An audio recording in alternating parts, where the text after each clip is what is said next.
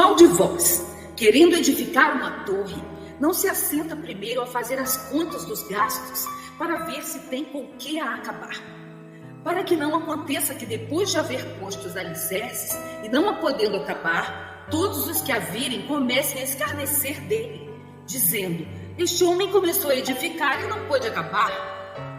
Ou qual é o rei que, indo à guerra pelejar contra outro rei, não se assenta primeiro a tomar conselho sobre se com 10.000 pode sair ao encontro do que vem contra ele com 20.000?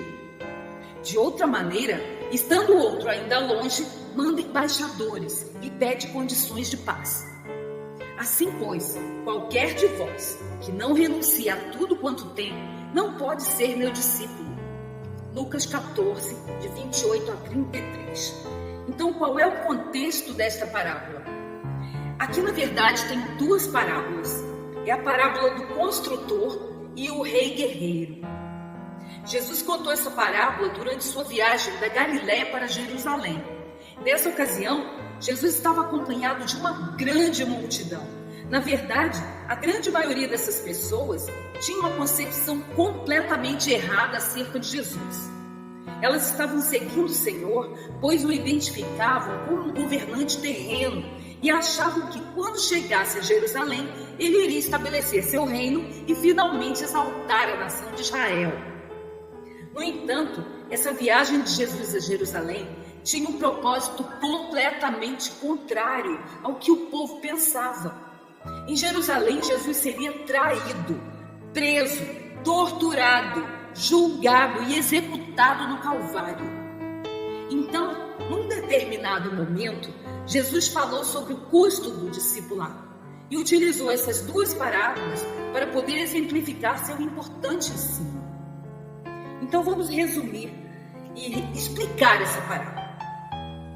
Jesus usou duas cenas distintas em seu ensino. Primeiro, na parábola do construtor da torre, ele utilizou o cenário rural e a vida no campo. Depois, na parábola do rei guerreiro, o cenário passou a ser o palácio e as decisões militares. Na parábola do construtor da torre, Jesus supõe a construção de uma torre em uma fazenda. O texto não explica que tipo de torre seria essa. Poderia ser uma torre de vigia para o fazendeiro proteger o seu campo, ou uma torre para armazenagem de ferramentas e suprimentos, que também poderia ser utilizada como residência temporária. Considerando a ênfase dada por Jesus ao custo da torre, é provável que a última possibilidade seja mais correta, já que uma simples torre de vigília em uma vinha tinha um custo muito menor do que um tipo de edifício agrícola. O que se sabe é que, na época, possuir uma torre em sua fazenda representava mais prestígio para o fazendeiro, além de valorizar sua propriedade. Todavia, Jesus ensina que, se não for feito um planejamento correto dos custos da construção, os recursos poderão acabar antes que o empreendimento esteja completo. Então, todo respeito, prestígio e valorização que tal torre poderia trazer ao fazendeiro irão por água abaixo. E, em vez disso, ele será alvo de chacota e ganhará fama de imprudente. Já na parábola do rei guerreiro, Jesus fala da avaliação estratégica que deve ser feita por um rei antes de entrar em batalha, a fim de analisar se com seu exército de 10.000 soldados poderá enfrentar um exército que possui o dobro do tamanho do seu.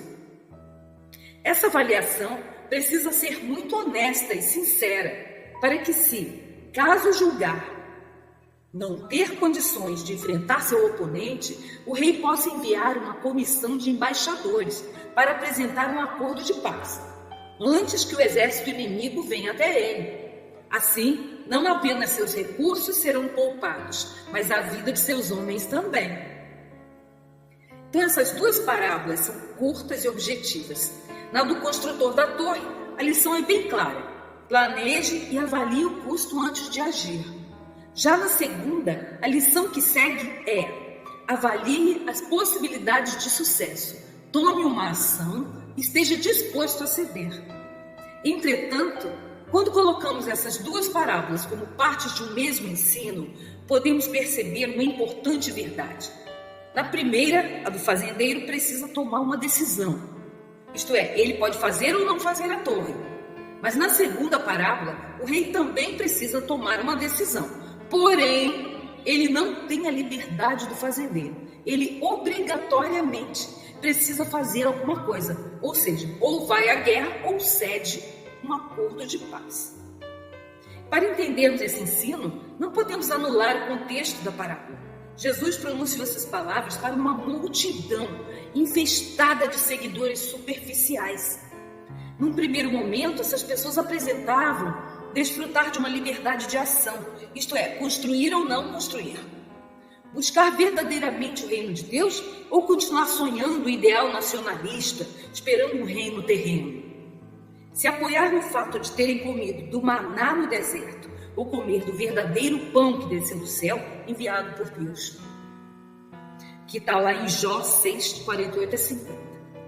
Todavia, o ensino prossegue e Jesus mostra que não existe a possibilidade de neutralidade, ensinando então 3 princípios claros.